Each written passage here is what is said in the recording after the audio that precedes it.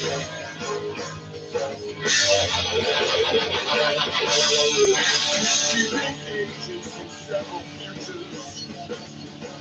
got a warrant out. Some judge's letter. What it is, I'm going.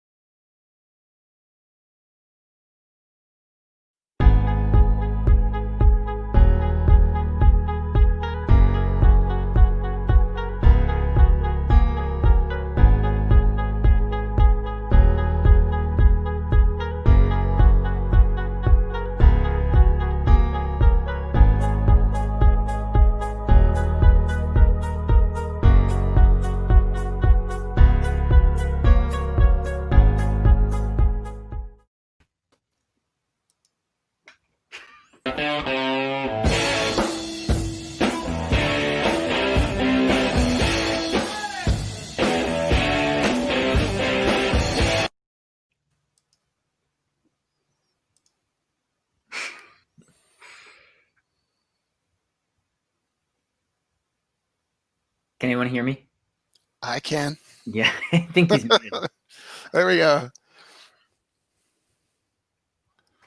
Your mic's muted, Justin.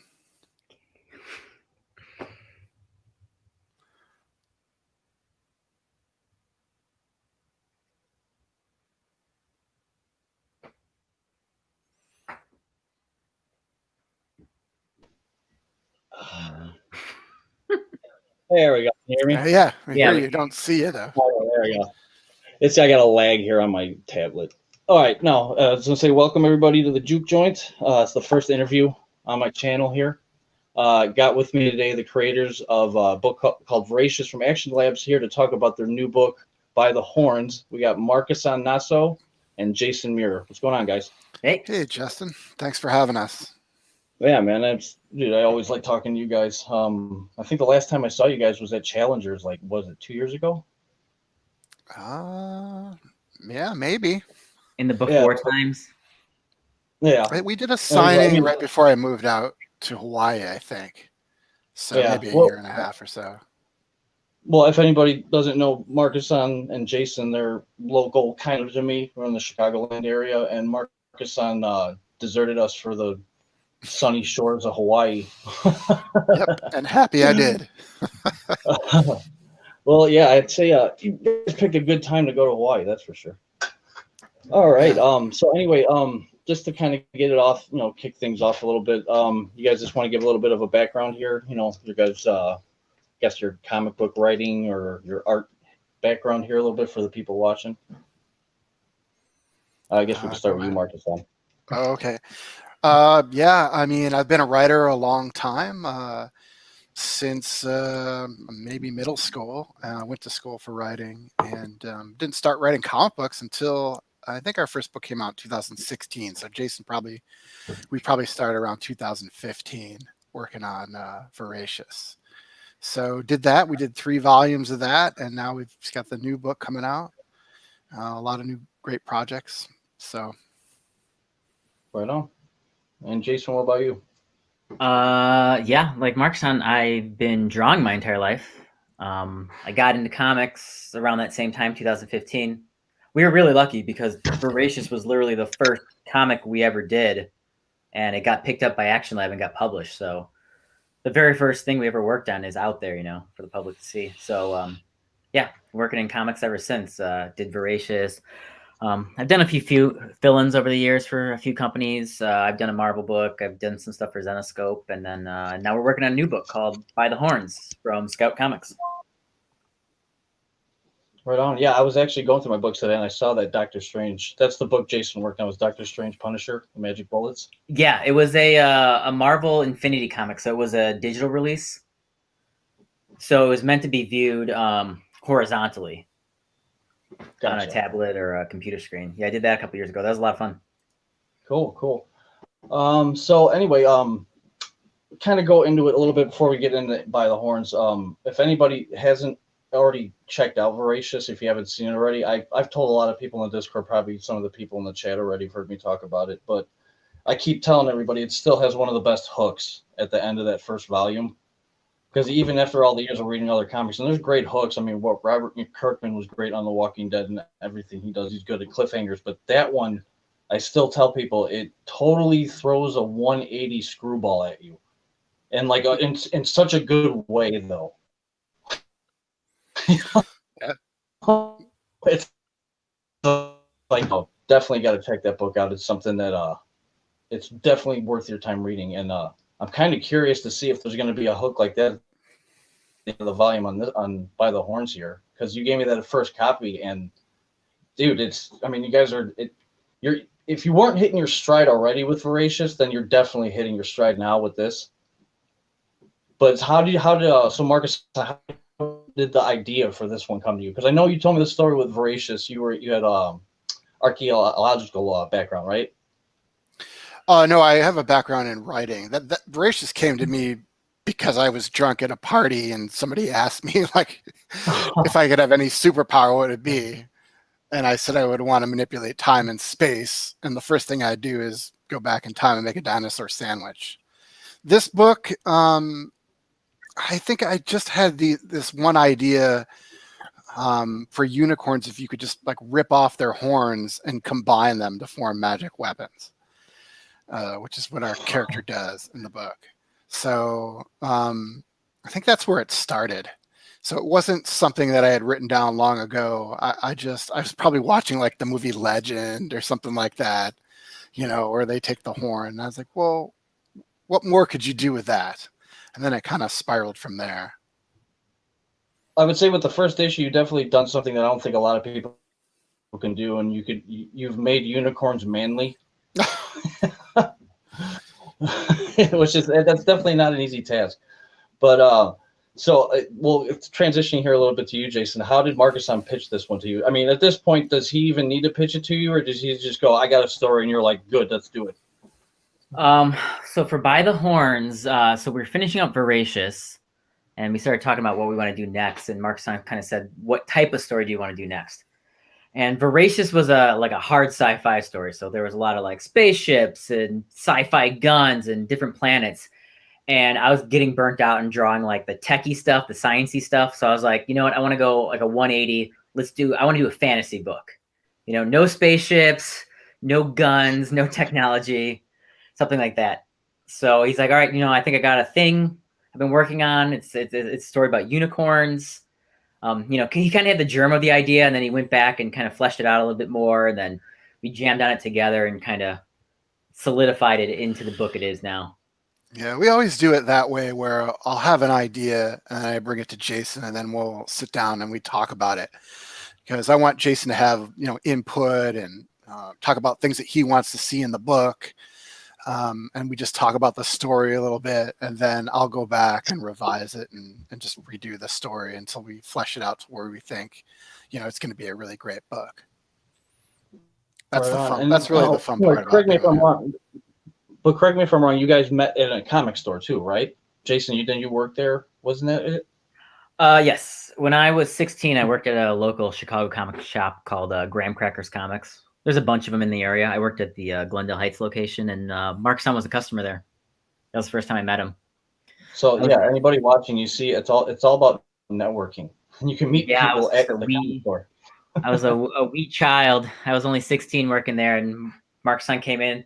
It was always funny. Markisan always came in, and he had a very specific list. And he would he would come in and he'd have this list, and it was all the books he was adding, all the books he was dropping. And I always used to laugh because sometimes he would come in and drop a book, and I feel like he would add it back onto his list before the next issue came out. Like, it would be very detailed spreadsheet that he would come in. And the funny thing is, like, I know Markisan better now, and he's like, I know his personality now. But at the beginning, I thought he came in a suit, because I think he was working in a job that maybe he had to wear a suit in. So I thought he was this like high class business dude with his spreadsheet and his very specific list of books that he would come in every week on. I don't bring the list anymore. I just email it. Yeah, it was comic so shop. funny. He was like the most organized customer we had there. I still do spreadsheet. But in truth, Markisan, you're a death metal loving, Viking loving dude. That's right. Yeah, I don't have to wear ties or pants because I just work for myself now. So it's great. Metal. Well, you kind of answered one of my questions, Jason, because I was going to ask you at some point. I was like, what do you prefer, drawing dinosaurs or monsters and unicorns? I like drawing creatures. Yeah, that's the fun part. Yeah, I like drawing the organic stuff, the wacky stuff you can come up with, like especially this book. So, we can get into a little bit what By the Horns is about, but it's essentially a fantasy world. It's a revenge tale, and it's about a woman who's essentially in the past, before the series began, her husband was trampled by unicorns. So she's basically on a revenge mission against all unicorns. So through the course of the series, she's going to encounter a bunch of creatures. So the book is just chock full of that stuff. So that's really fun to draw. It's really fun to come up with. We have so many creatures in the book that we can't even fit them in the book. Very frequently, we'll do these pages where it's almost just a summary of all the creatures she's killed along the way. It's just like a hit list. Like, it's a map basically, and it shows what she killed where, because we just want to fit in all these like environments and all these creatures and all these powers. So that's the most fun stuff. It's a travelogue of murder. Is basically. Yeah, I remember seeing that page. I mean, I think I have some in here. I'll share at some point. I think I got one image from it I wanted to share because the book in and of itself, like compared to Voracious, it looks and feels like it feels different. Even though you guys are the same, it's like it's definitely unique. It's different from the previous work, which is it's kind of unique that way. There you go. Yeah, it's got a little description. I was going to actually ask you too about that, Markisan. Where do you come up with all the names for this stuff? Like, what was the name of the world they live in? It's I have it written down here. Solithus. Solithus or something? No, all of the. Well, Jason wanted to do a map, which I thought was a cool idea, and so I named all of the places after metal bands. So that's where it all comes from. I went through all of my saved like MP3s and FLAC files and just looked at all the names of metal bands that I enjoy. It's like, well, will this make a good name for a place? Was Zoso a Zeppelin reference?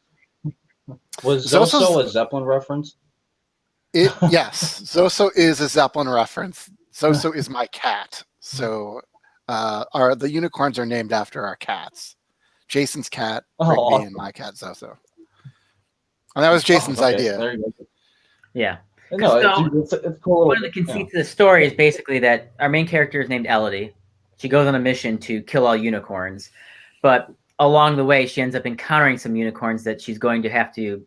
I won't spoil it for you, but form an uneasy alliance with. And so those are two of our other main characters, Zoso and Rigby. So yes, they were named after her cats. Markisan had some names in the beginning, and I wasn't feeling the names, so I was like, I got to come up with something.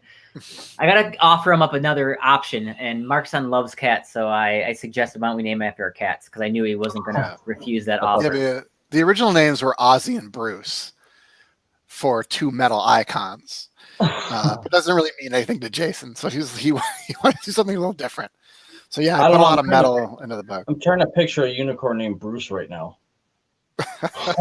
Jason didn't like that one in particular, I think. Yeah, they felt like a little too earthy. So everybody in the chat that's watching, I see some people have questions. I will get to them at the end of the little interview here. I'm going to go through and we'll get the questions and we'll get them in there. So don't worry. So yeah, just keep asking. I will read them. So let's see, how do I go to next? So how do you like create this kind of world? Like, how long does it take you to sit there as a writer, Markisan, and like brainstorm this whole thing out? Like, how like give us like a little taste of like how your process goes when you're trying to plan like this all out. Like, some people storyboard, some people just some people just wing it. It's kind of a mix for me. So usually I'll come up with the idea for something, and what I like to do usually is I'll write out the characters, because to me, character is the most important thing in the comic books. When I read comics, if I'll usually check out of a comic book if I don't care about the character, if I don't want to follow a character in that first issue. So what I'll do is I'll like, here's the character of Elodie. Like, who is she? What does she want? How does she gonna get to that place? It's the same thing with all of the characters, the unicorns, and we have some other characters that come up in the book as well. It's almost like a fantasy super team that we create. So that's how I usually start out. And then once I know the characters, then I can start building the world. Because if I know what Elodie wants and where she comes from, then I can create the town of Wayfarer, this farming village that she's from. And it's the same deal with the unicorn. So that's how I usually start it. And I'll usually write the beginning and the end out. Like, I'll usually figure out, how does it start, how does it going to end, and then I'll make a lot of notes for the middle, and then sometimes the middle will change as I write, because the characters will dictate where the book's going to go. Okay, cool. I mean, that seems to make sense. I mean, the main reason for like me starting this kind of channel was kind of helping people like myself who's like starting off trying to create these books and like starting to do art. So it's like I love picking brains of creators, especially to see like just their processes and how they go through things. There's really no right or wrong way to do it, but it's nice to see everybody's different styles that you can try to apply to yourself. Mm-hmm. Yeah, and, it's all character. I'll write out character sheets. Here's Elodie's and all the information about her, and again, where she needs to go, what she needs to do in the story, so that when I'm writing those issues, I can refer back to those character sheets. It's like, well, did this character progress? Did she get to where she needs to go before the next issue? There's some Okie dude who's in the chat. He's a young kid named Britton. He's from Oklahoma that I've known for a couple of years now doing this. But I'm starting to work with him on a little short story thing. But I was going over telling him about that. I was like, if you're going to write it, give me a full character description, be detailed with it, and then it makes it easier for me as an artist to go through it as opposed to just winging it. And then, I don't like that. And then I got to redraw it or something. But it's nice to have that full sheet, because you can always go back to that too when you're writing to, if you might forget something, but it's nice to have that continuity, especially when you're writing a story. Yeah.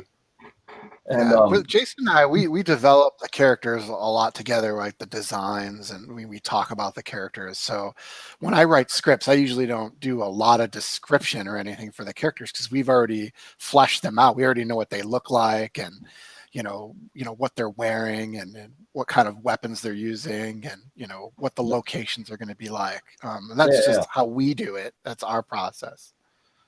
Now, Jason, for you, like a lot of people that aren't into creating comics or art like that, they don't realize how important the artist is to the storytelling in and of itself, not just the art. So it's like, and I've noticed that I almost want to go back and read Voracious, but I noticed in the first issue of By the Horns, like there's a lot going on in the backgrounds. There's a lot of panels where there's no dialogue, and basically what Markisan's like giving you like room to like tell the story. You tell the story with just the paneling, basically.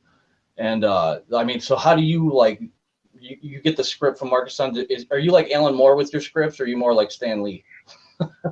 I'm probably in the middle, I would say. I don't write Marvel style. I write full script. So I will describe what's happening and how people feel and all this. But of course, Jason has to interpret that, and he's got to put it on the page in a way that conveys it, and then add something a little more special to it. And he surprises me a lot with that. But I mean, that's something I've known, like being that I started art, like trying to lay out a page with the panels. Like it just the way that you guys do it sometimes, it's like it's even without the images, just seeing how the panel layout works is almost beautiful, and it's like you see some of these really cool designs and layouts, and like you don't realize that the artist is making you do something with your eyes, like subliminally. They're doing stuff with the art that you don't even realize is consciously happening to you. And but I noticed, yeah, like I was saying, in the backgrounds of By the Horns, there was like a lot going on. Like in that opening scene, there's that vendor in the background with the kids, and it looks like the kids are like messing with him or something, and then he's yelling at the dude after that. And then there was another. Actually, that's the thing I'm gonna pull up here. But yeah, it's like I want to go back and look at Voracious, because when I started reading Voracious, that's when I was so early on in the comics. So I was still like, new to reading them and all that stuff. And now that I've gotten a little bit better, I can kind of pick up on some of the nuances that are going on. But yeah, have you always done digital? Yes, I've always done digital. Okay. That was one of the first things when I decided I was going to like give comics a shot and really get into it. Yeah, I did digital just because I didn't want to ink by hand. That was a thing. Oh, okay. Working digitally is just the fastest, especially when you're doing indie comics where you're your own production team. Like we can't hire an inker, that's just not feasible. So like working digital is just made the most sense. Plus, like I've gotten so used to it that I almost can't draw on paper.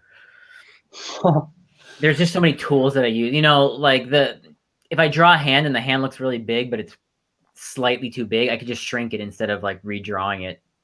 So yeah, that's always digital.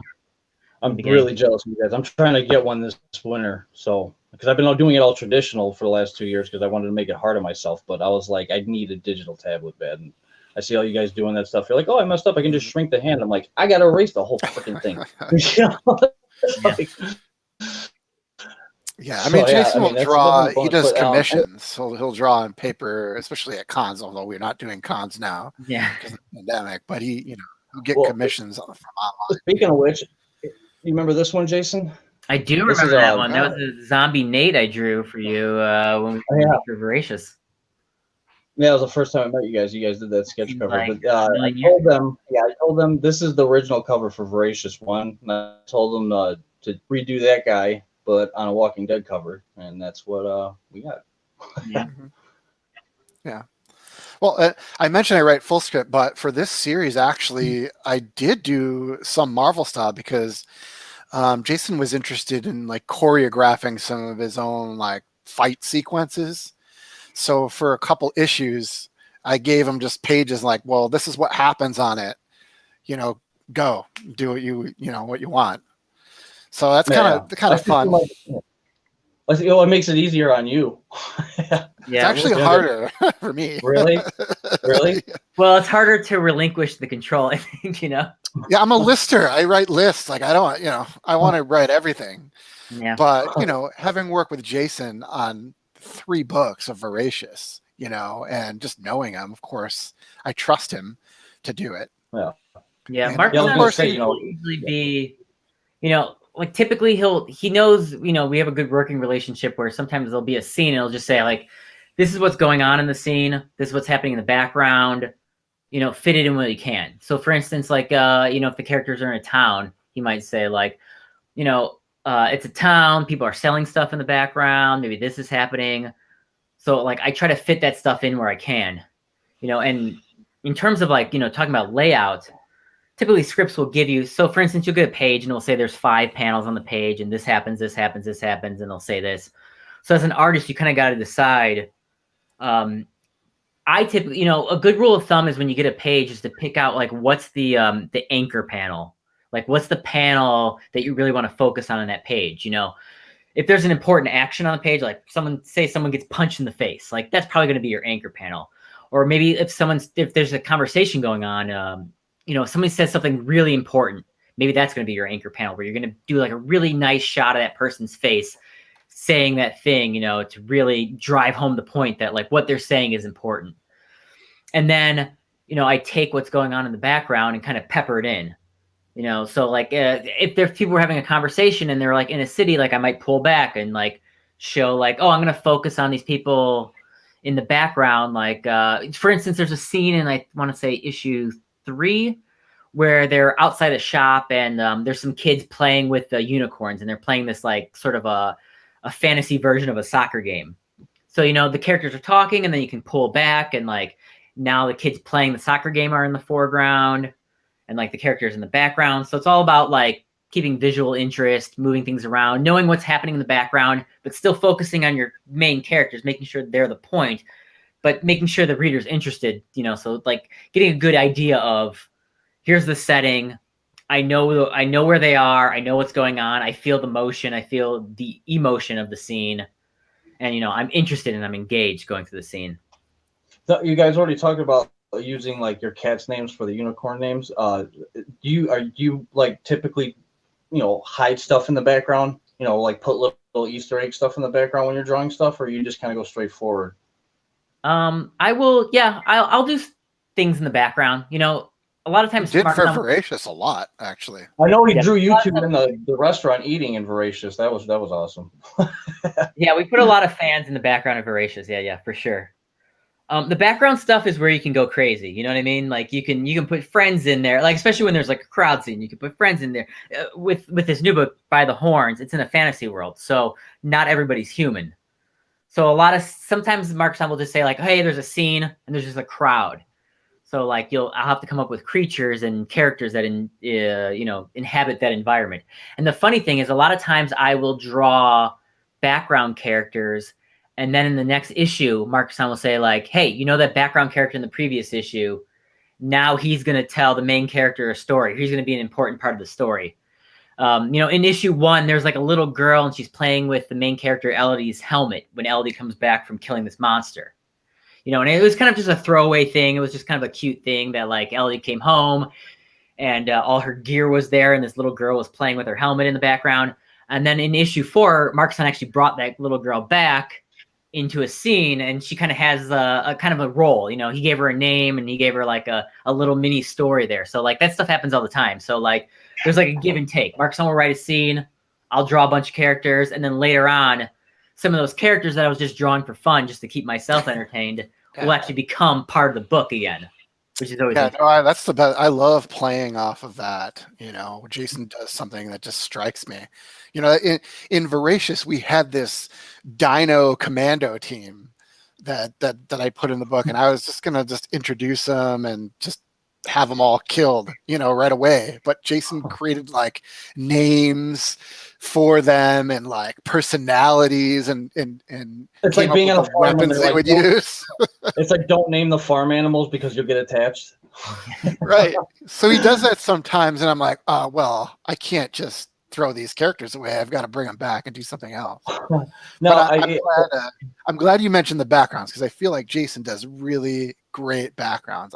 A lot of comic artists, I think, skimp on the backgrounds a little bit, and Jason just never seems to do that. No, yeah, I think, like I said, I got to go back and read Voracious again to just see it, to refresh my memory. But it seems like you got, like I was saying, you guys are hitting your stride. Like your art got like even better, like than the last time. And it pops now. Like even Andrea, your guys' colorist, like the whole color feel of this book is way different than Voracious too. We wanted it to be different, actually. Yeah, it's cool. Sometimes you see like the same creative teams do different books, and you like Brubaker Phillips, even though they're awesome, that's a Brubaker Phillips book when you get it. It's got that look, it's got that feel. This is like if you blindfolded a person or didn't let them know that you guys wrote both of these books, they probably would never guess it. Just from that first issue of By the Horns, I'm going off of though. But yeah, I would say nobody would be able to be like, these are the same two people doing this. You know, so that's unique. Well, I mean, speaking of Andrei, the colorist, like Andrei, yeah, he blows us away. You know, when we set out to do this book, visually speaking, I knew, you know, like typically fantasy books have a, you know, they kind of have a tone. You know, fantasy books tend to be like browns and grays because, you know, it's knights and dragons and like there's a lot of like trees and mud and castles and you kind of get those earthy tones with it. And one of the things I want to do from the beginning is just blow up the colors. So there's just a lot of like vibrant like pinks and purples and oranges, and we kind of want to do something. It's a fantasy world, but it's not like your typical fantasy world. You know, the color, the creatures will have these like fluorescent tones to them, and Elodie has this awesome purple costume, and she has these like purple streaks in her hair. So I really wanted to play with colors because like personally I respond to like when the colors are really vibrant and like really interesting colors. I don't want it to look like any other fantasy book on the stands. I hate color, but Jason's really into it, so I've had to come around to it. Yeah, I mean, I will say, like, when you have a good colorist over art, it's almost like that is like the cherry on top of the sundae. You know, you could have like a great like piece of dessert, but like that great coloring on top of like the line work can just pull everything together. It can also ruin line work. You know, I've done some work for other companies, and sometimes when you're working for a company, you turn in your artwork and they give you the colors that they give you. And sometimes I feel like the colors they give me don't service my artwork well. And I've always said, I think Andrei works with my artwork the best. Like he doesn't overcolor, he doesn't undercolor. It's just like a perfect balance. And we have a good working relationship where like when I send something to Andrei, I give him a couple notes, say like, hey, this is what I was thinking. And he comes back and it's better than what I described. Andrei's a great colorist. I'll share a couple images when we're doing this too, so people can get I got a couple. And he's a good guy too. Yeah. Where he's overseas, right? Yeah, he's in Romania. We hope to meet him one day. Yeah. Oh, you still haven't met him? No, he was going to come over for a convention, and then I think that fell through or something. And of course, now we don't have that happening. But yeah, he's a really good guy. He's one of the great finds. It's one of my favorite things I've ever done is like find Andrei, because we went through a lot of colorists for Voracious, just trying to find somebody that would fit Jason's artwork. And then I just kind of took it. I found him on DeviantArt. So originally when we were looking for a colorist, we kind of put the call out for it. Jason put the call out on a bunch of things, and we had people send samples, and we went through that, had different colorists that we had tried, and just this wasn't working for whatever reason. Either they didn't fit with Jason's style, or they just, you know, they weren't sending things on time. So I was like, I think we have to take a different tact. Like, I think I know what you want in your colors because we've talked about it so much. You can just work on the book. I'll try to find a colorist that will fit your style. And I found Andrei, and then we did this as we were working on Voracious. We did a short story. And we invited Andrei to come on that book. It was 8 pages, and we invited him to color that book, and we paid him for that just as a test almost to see how we would work together and how he would mesh with Jason's stuff. And it was great. It worked out great, and I think we'll always work with him on any. Who did the variant cover for this? Because that was ridiculous. I was staring at the thing for like 10 minutes. For By the Horns, it's Maria Wolf Lopez. Yeah, and Andrei did the colors on it. Okay, so, that's wicked. Fantastic. Yeah, I love Maria's stuff. I met her at a con, actually. I was tabling next to her. It was a really small con in this gym, and I was just so taken by her work. And, you guys, are you able to share that picture? I thought I saved it to share it, but I don't have it here because I would love people to see that thing. Yeah, I mean, like this one I just shared. That's Jason. That's your work.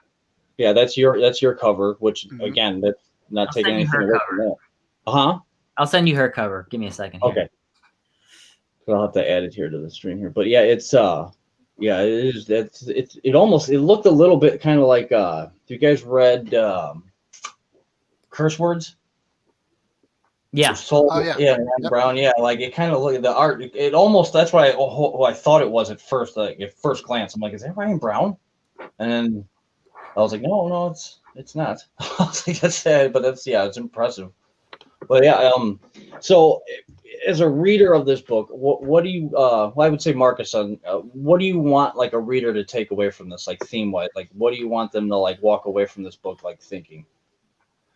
Well, first and foremost, that it's an action book. I want them to feel good. I want people to read the book and have a good time with it. But it's also really about community too, because Elodie, the lead character, she wants to kill all these unicorns out of frustration for what happened to her husband Shintaro, but she's kind of just blinded by this revenge, this rage, this frustration, and it's at the expense of her community. She's just not doing what she's supposed to be doing in Wayfair. She's not thinking of others.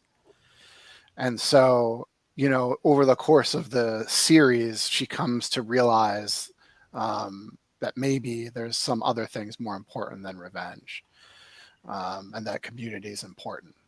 Maybe you don't really know what's going to happen at the very end of the book, but Well, I want people to be able to think about that a little bit.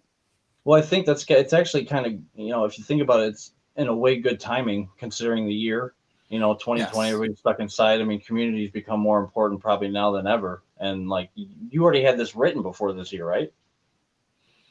Oh no, I mean, I'm still working on it. I always still work on scripts. The idea, most of the idea was fully formed before this year, but yeah. It had a lot to do with it this year, and just the fact that people just seem like they can't reach a common accord. People can't seem to get past their differences. Fed into it a lot. Yeah. Let me see if I can solo on my thing because I don't have a way to share it right now, so I can see if you guys can see this. Oh no, wrong thing. There it is. It's my hand trying to hold it, and I keep hitting the buttons. But there's the variant cover for it. You can get a little bit taste. It's not the greatest quality. I should have had it saved beforehand, but yeah. But yeah, so you guys seem like you're going all out on this. Are you doing anything crazy at the end of this book, like in the chapters, like you did with Voracious, with when you had the different recipes for different meals and everything that were like called dinosaur meat, but it was really like chicken or something? Are you doing anything kind of like that with this book? Well, no, he's doing an art book, so I'm letting Jason take the reins on that one. So he's going to talk about the characters and designs and things at the end. Yeah, I saw that in the back. Yeah, and the end of it, there was like a little character design, like where Jason had the little thing talking about how you guys were like designing the characters and stuff. But I love seeing stuff like that, just like the creative process, like how the character started to where they actually ended up looking. Yeah, we have some really awesome creative merch that hasn't really been done before that we're going to be putting out, but we can't talk about it yet. So we are doing some things that make it unique. Whenever we do a launch, we kind of want to make it experience, So yeah, we've got a couple cool things in the pipeline that should be announced pretty soon, actually. Cool. I mean, are you able to? Well, is it a spoiler because it was on that one image? I know you guys get the face masks, which that's like a theme everybody seems to be going with now. But yeah, Scout has a lot of merch already.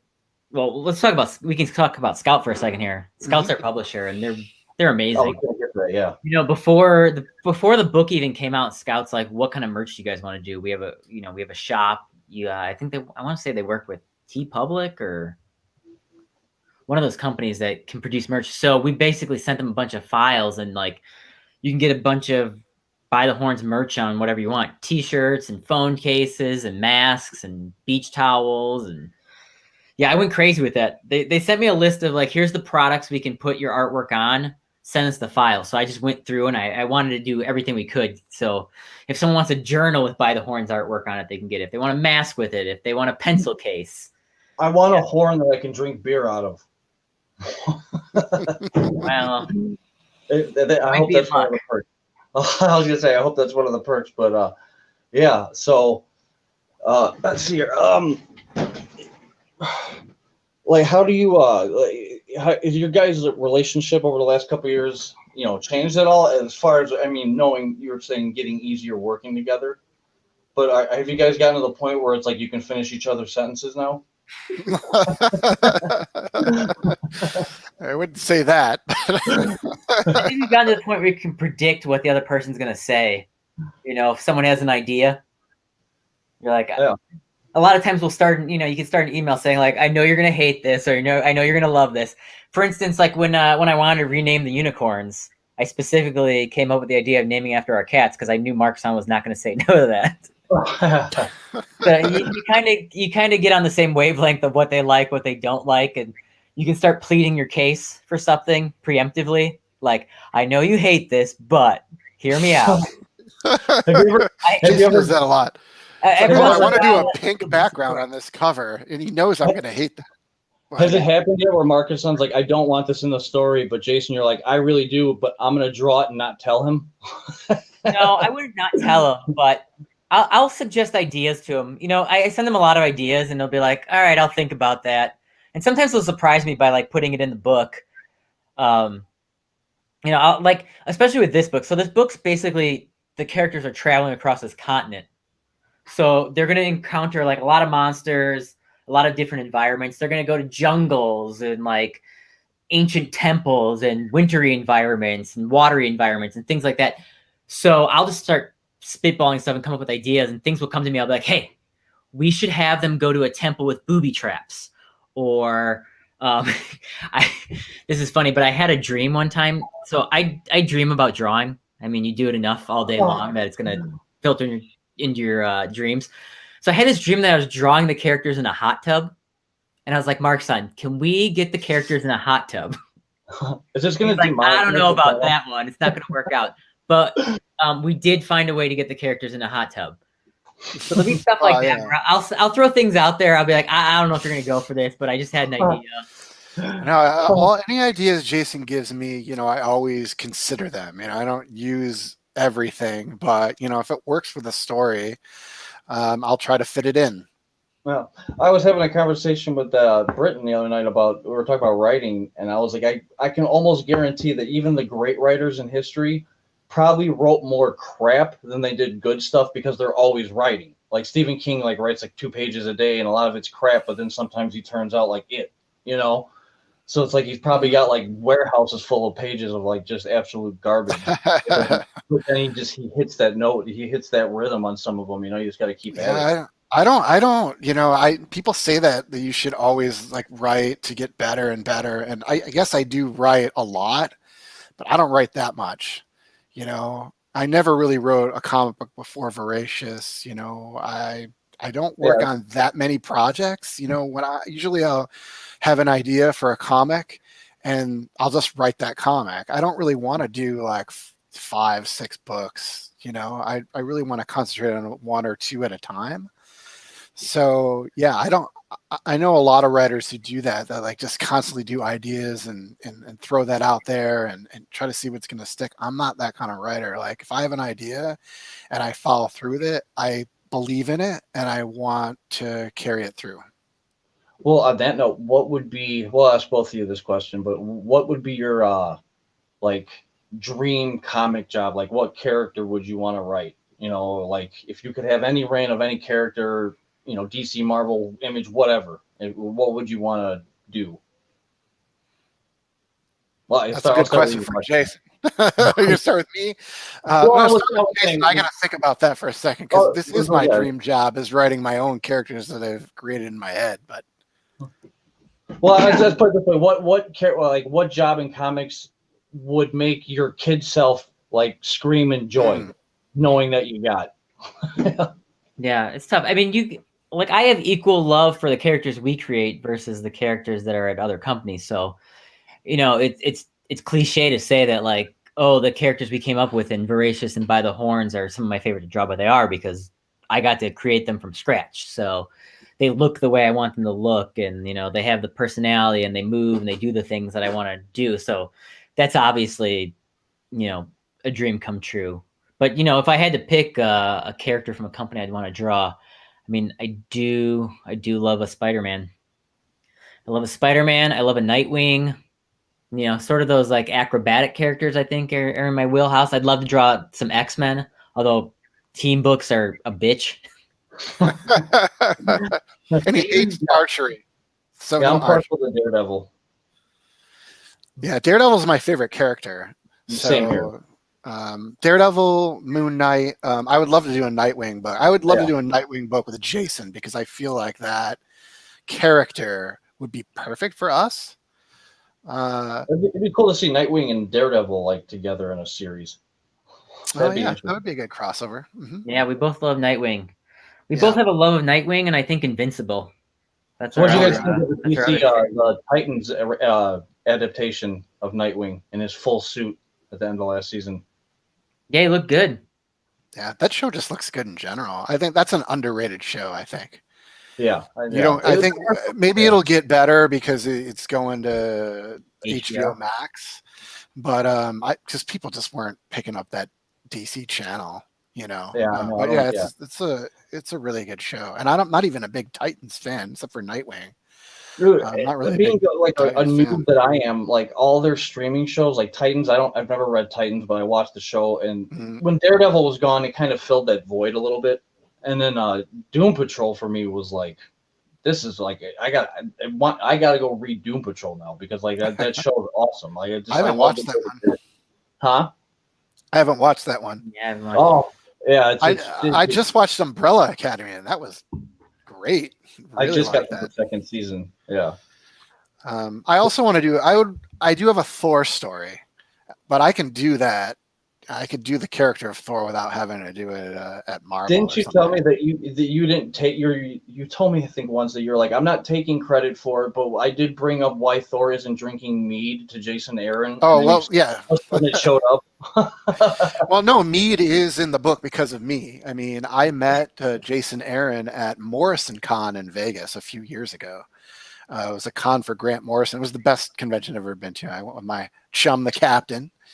And I brought Jason Aaron mead because I heard that he was going to do Thor. And I loved his other stuff, like Scalped, The Other Side. In the chat, he's a huge Jason Aaron fan. Yeah. So I brought him mead and we drank mead with him. And I was like, listen, if you're going to be doing Thor, you have to put mead in the book because this is the drink of the gods. And that was the first mead, and I think it's the only mead he's ever had. He said that in interviews before. He's only had the one mead from me. That's pretty sweet. But yeah, I mean, mead was like almost like a character in that book. He didn't really. It wasn't something that he intended to put in the book before he had it. So that's pretty awesome. Yeah, that is pretty cool. It's like one of those little like I did that. Yeah, and I made my own mead. I haven't made it in a while because I'm in Hawaii now, but I crafted my own mead, and I forgot which one I did. It might have been just a regular traditional mead that I gave him, or I may have put some spices in it, like cinnamon, clove, vanilla, or whatever. But now I don't need to make mead because I have a great place called Brimminghorn Meadery. The meadery. Oh yes, they're my favorite. They're awesome guys, and they just make fantastic mead. So I'm in the club and I get mead sent to me every quarter. An old bandmate I was in with a couple years ago, Rick, he brewed his own beer, and I remember he was making mead, but he's like, it takes a while. And I'm like, dude, all I want to do is come over here and drink a thing of mead while watching Game of Thrones. That's all I want. Yeah, I gave the mead to Jason Aaron. I actually made one for Walt Simonson too because I love his Thor run. So at a convention I went with my buddy Dan. I made a special mead for him and gave it to him. I don't know what happened to it. He may have just tossed it. I can't drink this mead. We're at the 50-minute mark here. Let's get to some of the questions here in the chat. Let's see what I can find here. Let's see. We got Pencil for Life, Brad Ashworth. I don't know if you guys know Brad. He's friends with Tyler. Guy's a phenomenal artist. If you check him out on Twitter or Instagram, it's Pencil for Life. He's a really great artist. The Wonk's in here. The Wonk is the guy. He's saying howdy. He was the guy that I was streaming with a couple people the other day that was like, oh my God, the Voracious guys. And I'm like, oh shit, you know it. You know? I was like, all right, cool. Let's see, we got here Dio Brando. People tell me they can't hear me because I'm an idiot in the beginning of this. Let's see, some Okie dude. This is Britain. He's asking any advice for an idiot like me who wants to write and thinks he's semi-okay at it. Markisan? Well, if you want to write comics, you got to do comics. That's the thing. Write scripts.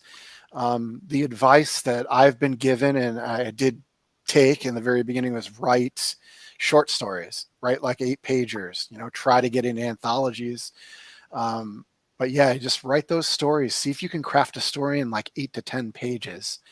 And then if you really want to do comics, you've got to find an artist because, if you ever want to pitch your books, you can't just pitch a script. You've got to have somebody who's attached to it. Do the comic, write it, produce it, and put it out. Even if it's just a small zine of like an 8-page story, that's a start. And then you build from there. That's actually kind of right on point because Britton, he's the guy I'm working with here on a little story. He wrote an 11-page story. So I told him, start. That's perfect. Yeah. So yeah. There you go. Let's see here. Who else we got up in the chat? Ichthys, who's the other mod for Tyler's channel. He's here. He's saying, "What's up? Total excellence." Joshua Lesperance. Is that one of your guys' friends? He's my best friend, actually. He says you have voracious. What's that? You got killed in the second to last issue of Voracious. That's right. Yeah. And I named Elodie. Elodie is his daughter's name. So our lead character is named after his daughter, who I consider a niece. So cool. Yeah, because he says you have lists for everything. Oh yeah, he knows. He's known me since high school. So here's one for, let's see, Spandex Splinters here says, I see that Jason has a Chicago tattoo. Markisan, do you have any city-based tattoos? No, I don't. No, I don't have any city-based tattoos. No. Jason, you got any other ones hidden on you? What? Any? No. Oh, Jason getting risque. Yeah. A Chicago tattoo. When did you have that done? Have you always had that? No, recently. That's quarantine. Okay. That's quarantine boredom. Yeah, I may ask you this, but did you design the tattoo, or do you how do you do it being an artist? Like, are you hypercritical when you go in to see somebody that's going to tattoo you? Like, don't do it that way. Yeah, for sure. Well, tattoos forever. I mean, I guess you can get it lasered off, but yeah. Yeah, it always blows my mind when you hear people just go into the shop and they just say, like, they pick something out that day. Like, they have those books you can flip through. I was like, right. Go in here and flip. I mean, unless you're drunk. Who would go just flip through a book and be like, yeah, I want that Tweety bird. Let's do it. Oh, I wonder if my buddy Ben's going to watch this. My buddy Ben I went to high school with, he was nuts with tattoos. And I remember when he was in college, I think some story, he went to some redneck-ass tattoo parlor that was 10 tattoos for as much as you can take for as much money. And he got 4 tattoos and all of them were really stupid. Well, that's what I was going to say. If it's in the book, it's a lot cheaper. But I mean, whatever somebody's reason, they could have any reason. It could just be I'm inhibited and I want to go out and do something crazy, and maybe that's good for them. So I can't knock it. But for me, yes, I would, when I did my tattoo, I had to design it. I drew it out. And then, of course, the artist did it better because I'm not a great artist. But well, yeah, dude, don't discredit yourself because you did that one cover for Voracious that I was like, Markisan drew that? I'm like, why aren't you drawing your own books? That's funny. That cover sold out.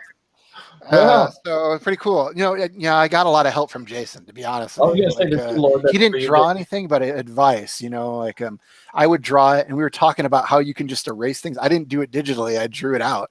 So I would draw it, and then I would scan it and try to draw over that, and then just keep doing it over and over. It took me months.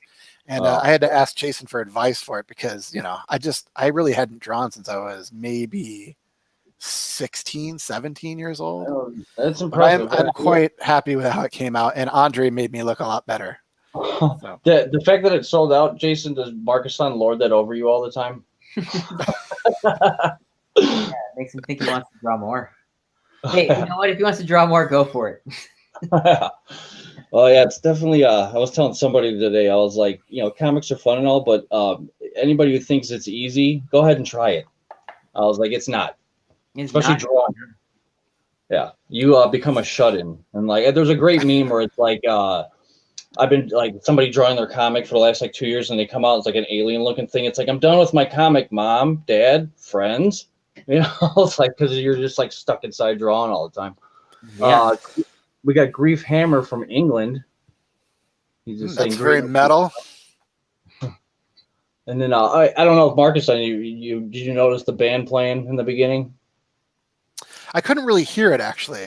So I wasn't sure if you guys could hear it backstage. Yeah, I was playing Clutch. Oh yeah, I do love Clutch. Not a metal band though.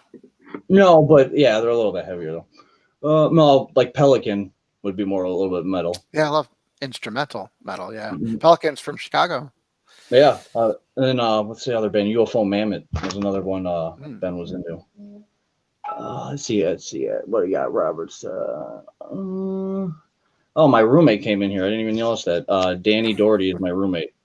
If I would have known that, I would have just turned like this and yelled at him to just come in here.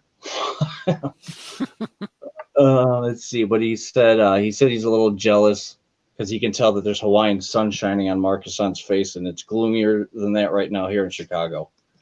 Yes, it is. Lots of sun here. Yeah, people send me pictures of the winter wonderlands that are happening elsewhere, and it's always 80 degrees here, sunny. It's pretty awesome. I never have to worry about weather. See, you got it the right way, because there's like people that like grew up there or live there, and like it's warm and sunny all the time. They but like being that you're from here, where we get all 4 seasons and 8 months of them are winter. It's like I was saying to somebody the other day, I was like, I love the snow when it first falls, but if I never see it again in the rest of my life, I'll be totally content with that. I mean, I love seasons. But I thought that I would miss them more. But the thing of it is that when you can just go out anytime you want, not have to worry about snow or rain or have to drive through it or shovel or any of that crap, it's a joy. It's a real joy, I gotta say. I had a teacher at Columbia put it in a good context one time. He was talking about the seasons and how rough it is here. It's like, because we go through all that stuff through the harsh winters, it builds character here for people in the Midwest. Yeah, I asked my wife keeps talking about we should move somewhere warmer, and I was like, wouldn't you miss the seasons? I feel like the winter makes you enjoy the summer more, and she's like, no, F that. You go to somewhere where there's mountains, and if you want snow, you could just drive up the mountains. Yeah. Snow is good until like Christmas Day. Everyone wants snow until Christmas, and then January 2nd, you're like, F snow. Yeah. Yeah, no, I mean, I'm a metal guy. I prefer darkness and winter until I came here, and then I realized I love it. I can just do whatever I want. You went there and you're like, the Vikings had it all wrong. All wrong. All right, let's see. Charlie's comment. Yeah. Don't know, one of your buddies? I support that 100%. Charlie is the publisher of Scout Comics. We love Scout. I mean, they're very attentive. Scout's just really pumped for our book. It's just been our joy to work with them. Well, I saw his comment. Come up with more ideas. I saw his comment when we were chatting, and I was going to actually ask you guys, since we got to that right now. But it's how did we go about getting your book? Do we got to order it from you guys? Is it available in comic shops? Like, what does one have to do? The book is available pre-order right now, right this second. You can do it. It's in the December previews catalog. You can go to your local comic shop and you can ask them to order it. If you check the social media accounts, the By the Horns Facebook page or the By the Horns Twitter page, it'll give you the exact order codes. But you can go into your comic shop and you can order it right now. It comes out February 24th. Yep. Yeah, Wednesday, February 24th. 2 covers. There's a cover by me, and there's a cover by Maria Wolf Lopez. That's awesome. It's an awesome cover. The one I shared earlier. Yeah, that's a limited cover. So a store has to order 10 copies in order to get 1 copy of that. So you want to put your orders in. So if you really want that cover, let your comic shop know that you want the book. So the more they order, the more that cover comes out too. Yeah. Well, hopefully Jay's Comics is watching this right now, because that's where I go, and they're taking note of this right now. Yeah, the other thing too is there's a ton of variant covers for this book. That's one of the things we've been blown away with. Like, Scout's so supportive of this book, and they're getting so many shops on board where There's a handful of shops that want to do exclusive covers. There's a handful of online retailers that want to do exclusive covers. I counted them up yesterday. There's over 10 different covers for the first issue, and they all look great. And I did a couple of them. We got a bunch of guest artists to do a couple of them.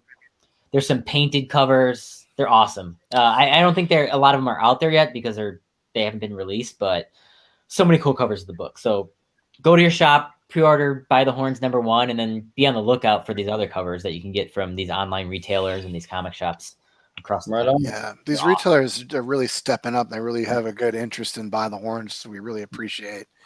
So, and you can go to our social media pages, By the Horns Comic, and that's on everything. Instagram, Twitter, Facebook, By the Horns Comic. And like Jason said, we have an order form that you can just print out and take, or you can just go to your shop and let them know that you want to order it. But you want to get it in before previous catalog said the 18th. So you want to get the order in before then to make sure that you can get a copy. Cool. Draw and Talk in the chat. This is he's the guy that basically spawned all this. Like I was subbed to his channel when he had like 28 subs, and now he's over like 1,500 for a little indie comic creating, YouTube channel. So he's the one that kind of got me going into drawing, because he was doing videos where he's like, like it's too much to pay an artist. So I just started teaching myself, and I'm like, he's freaking right. It's way too much to try to pay for an artist. So props to Tyler here.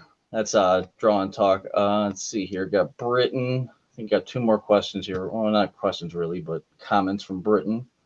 About the Jason Aaron talk we were talking about. Scalped, he said, and I'm a bit on and off on, but I really love Southern Bastards, Thor, and Star Wars by Jason Aaron. Yeah, I loved the Thor run.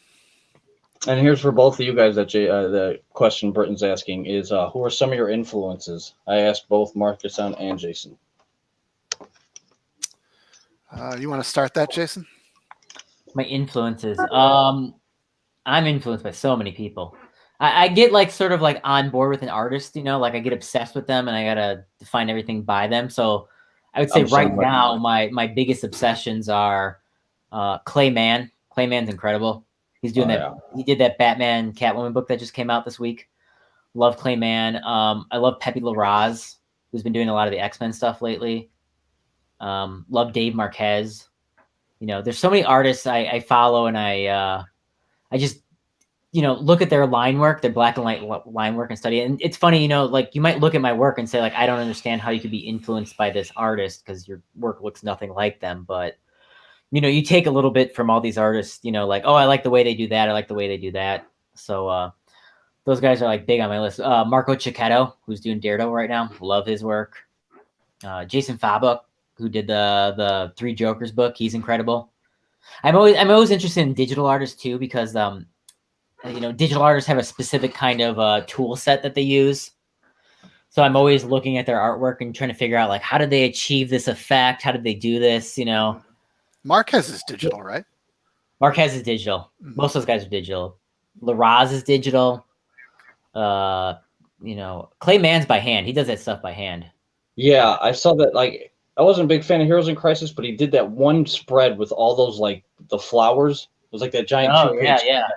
I remember looking at that, like, that's insane. I was like, he did that, Yeah, but yeah, that's crazy. That he hand drew that entire field of flowers. That's nuts. Yeah. That's the benefits of working digital. I was going to draw one flower and then copy and paste the whole thing. Yeah. I mean, like, you want to be in art, you want to, achieve your goals and do the most beautiful work you can, and you don't want to put a piece of artwork out there until it's 100% finished, but at the same time you got a deadline, so you got to use the tools. That's why I draw digital, because it just goes so much faster. Right on. Marcus, who were some of yours, inspirations? I mean, I don't feel like I'm influenced that much. Some of my favorite writers, I think maybe I take some things from, like, I want a style, or I aspire to be as good. Peter David is probably #1 for me because his run on the Hulk and Supergirl, I love that. I like how he mixes humor with, serious situations, sometimes social situations, just as a really kind of an eclectic feel to his books. And and I try to do that with my books, or it just comes out. Actually, I don't really You try that do, much, but you do, because by the horns, there's like humor in it. You know, like you're expecting yeah, it to be serious, and then there's like a lightheartedness to it. yeah, I like that. I want because that's how life is. You know, there's a lot of serious situations you have to deal with, but it's fun and funny sometimes, and I want the books to represent that.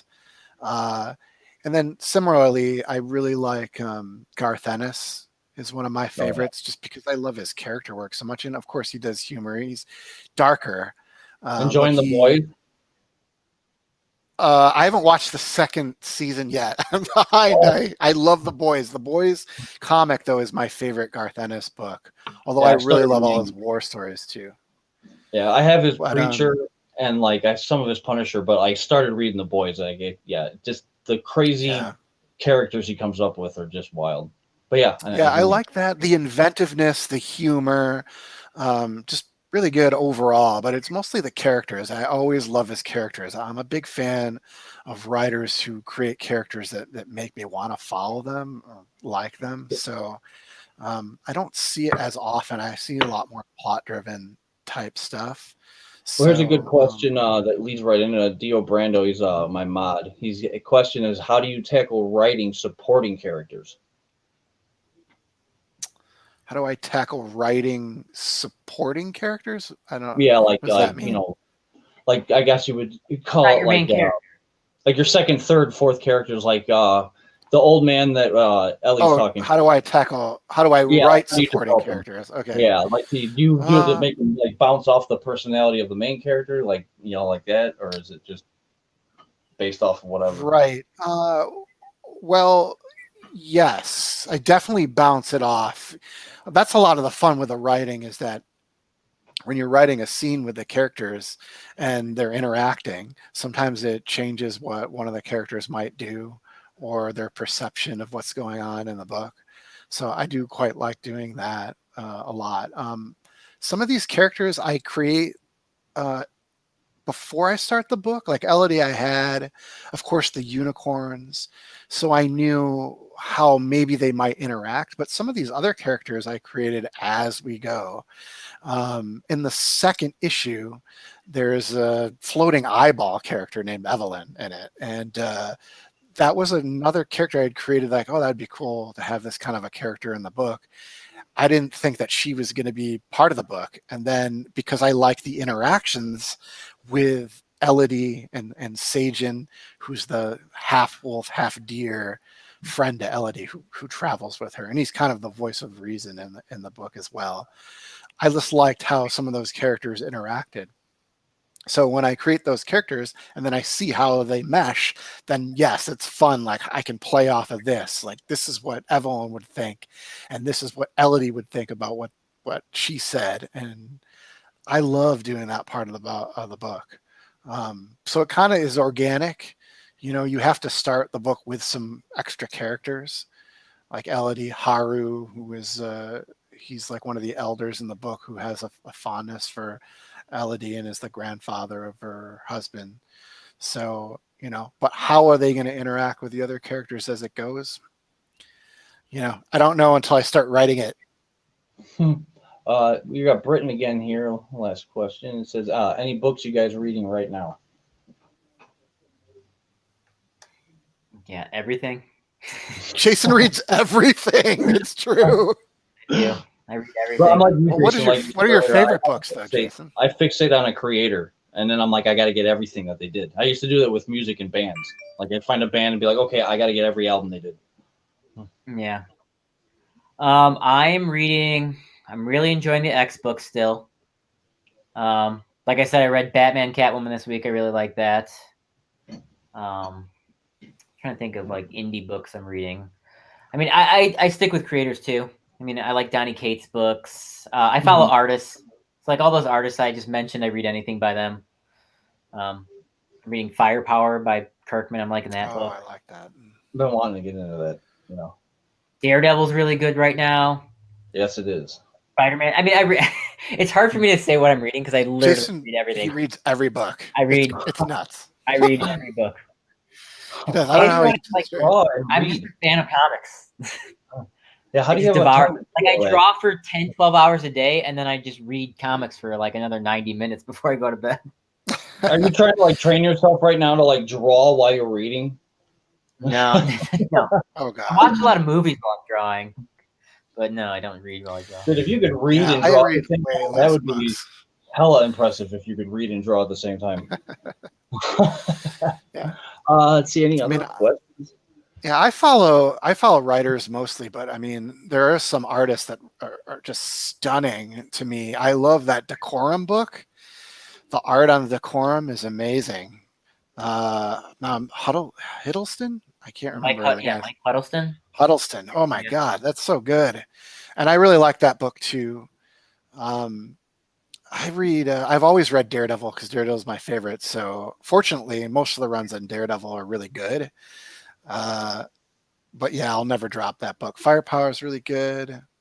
I love Blade Runner 2019. It just wrapped up, but they're going to do another series called Blade Runner 2029. That is a fantastic book. And Usagi Yojimbo, I love that book, and I love Savage Dragon as well. I've been reading that since the 90s. See, I like this past year doing art with the COVID stuff. Like I neglected going to the comic shop. I just started going back like 2 weeks ago, but like I got to finish Gideon Falls and like Zdarsky's run on Daredevil. Like Jason said, it's really good. And Gideon what Falls else? is good. That's coming to an end. Yeah, I love everything Lemire. He's the one creator that like Black told my- Hammer. yeah, I love told my Black Hammer comic books. shop, anything he puts out, just put it in my pull box. You don't need to ask me. Yeah. Just it's one of those automatic things. Yeah, but what's going on? Blade Runner 2019 is dope.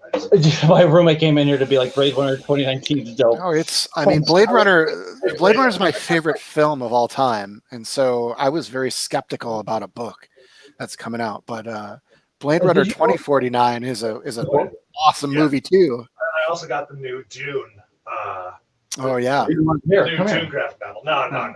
Yeah, he's getting the dude. He's a big Dune fan too. I am as well. I'm waiting for that to be collected, and then I'll read the whole thing. I'm pretty sure oh yeah, wait for the whole thing. He's waiting for the trade. Yeah. Okay. Yeah. No, my roommate's a big movie buff. Like knows a lot movie. Like he's really knowledgeable on movies and all that kind of stuff and trivia. Like what's that channel he watches? You guys ever heard of the Schmodown? Yeah. Yeah, he's like a big fan. He watches that all the time. Well, Britton here says that he's going to read your guys' work. Britton, I told you last night to read Voracious, you jerk. But I guess having you guys on and push them over. Let's see what else did he say here. Britton says he wasn't a big fan of the Wade stuff, but he's liking Zdarsky, really bringing back what makes Daredevil so interesting. Let's see here. And then the last comment is...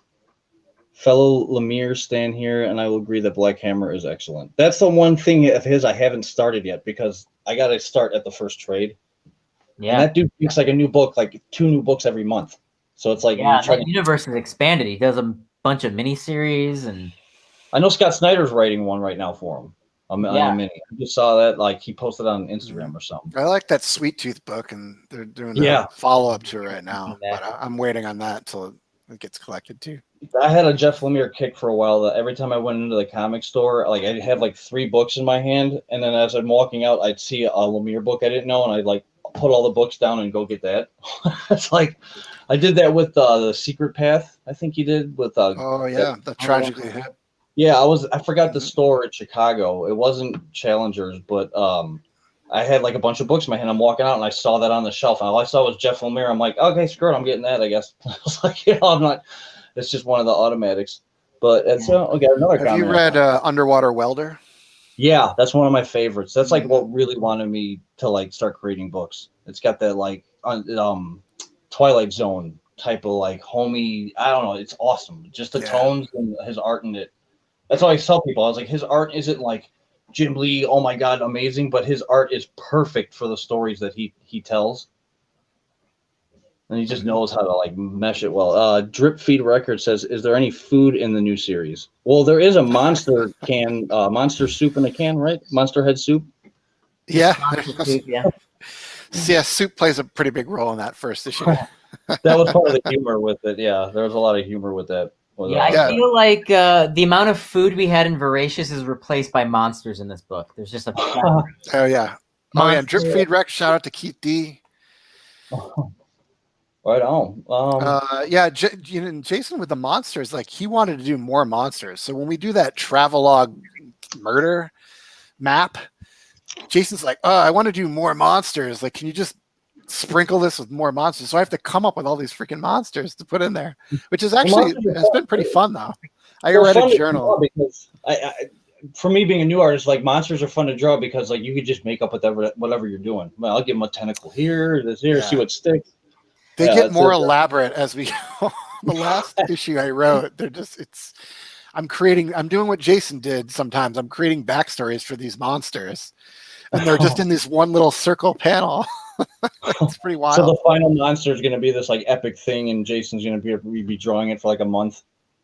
Yeah, that's the tricky thing. You draw. Sometimes you'll come up with a good design for like something, and then you'll say like, "All right, now I got to draw it from the side." And you're like, "Yeah, shit, I didn't really think about that." Like, I got to make sure it moves right. Well, I'll do just one more comment because we go on hour 15. But Britton says, "Have you heard of a book that's called Chefs? Hashtag Pasta La Vista." No. Our buddy Draw and Talk Tyler. It's the book he's working on now to crowdfund. He's doing that, and he's gonna. I think he's trying to market it for like kids. I think he said, but it's like superheroes that he's basing with like food powers. That's cool. Gotcha. I mean, there's a lot of good food books out there. You know, you got Chew. Chew's a great book. Oh yeah. Starve was a good book from Image a couple of years ago. I'm trying to think. Is there another one? I thought there was one. No, I was thinking Nailbiter, but that's not really food. That's not food. But Nailbiter is a good book. Yeah. Yeah. What was the Bourdain one? Anthony Bourdain did that. Oh, Get Hero? I have that in my living room. I have it in my bookcase. I got both those volumes. I was like, it's Anthony Bourdain wrote a book. I was like, I loved his shows. So I'm like, I got to get his book. Yeah, it's a fun book. It's funny. It's like, what is it? Like the opening starts with like the sushi chef like killing all these American guys because they don't know how to respect sushi. Alrighty. Well, anyway, dude. Jason, grab it. You grab it off the shelf. If you want to grab it and show it real fast, that's fine. No, it's a great book. If anybody's interested, they can see what it looks like. Because mine's in my living room, in my bedroom right now. Yeah, there you go. Get Euro. Yeah. Who drew it again? Wasn't it a pretty big artist? Langdon Foss. Although idea. Jose Villarrubia did some artwork in here too, and he's great too. He's like all over DC and what used to be. He's a colorist, isn't he? Is he? Oh, you know what? I'm thinking of a different guy. I'm thinking of the artist. Yeah, I think Villarrubia is a colorist. I mean, he might be an artist too. I don't know. I mean, one of the books I got this last year because I got big into got a couple crowdfunded books, but when I saw Earthworm Jim was coming out, I'm like, that was like one of my favorite video games growing up. You know, I was like, I gotta get that book. Yeah. But yeah, man, great having you guys on. I always love talking to you guys, and anytime you guys got anything you need to promote or whatever, you just want to get something out there, let me know, man. You guys are always welcome on this channel, as always. Maybe next time I can get Josh to come on here and pop his fat head in. We could talk about Dune. Yeah, I told my roommate earlier. I'm like, I was like, yeah, I have the advanced copy of this book by the Horns. If you want to read it, because he likes reading digitally. I was like, if you want to read it, you can come co-host this episode with me. But then he pops in here right now. But yeah, it's dude, it's been fun. And Markisan, I hate that you live in Hawaii and I'm still here in Chicago. Well, you can always move. You can always make a plan to get out. Well, as long as I can crash on your couch for a month until I can find a job. Oh no, I don't want that. I don't want that. But thanks everybody that came in. We actually had like 10 people viewing, which I'm actually surprised for the first interview on this channel. I was like, hope to get 5, but yeah, 10 people is not bad. Everybody, pre-order By the Horns right now.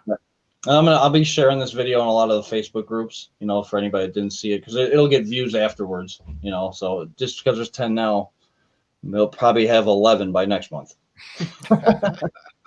But yeah, thanks guys. I appreciate it. Everybody that watched, thank you. Like, share, subscribe, do a little dance, and you know what's up. And we'll see you guys later.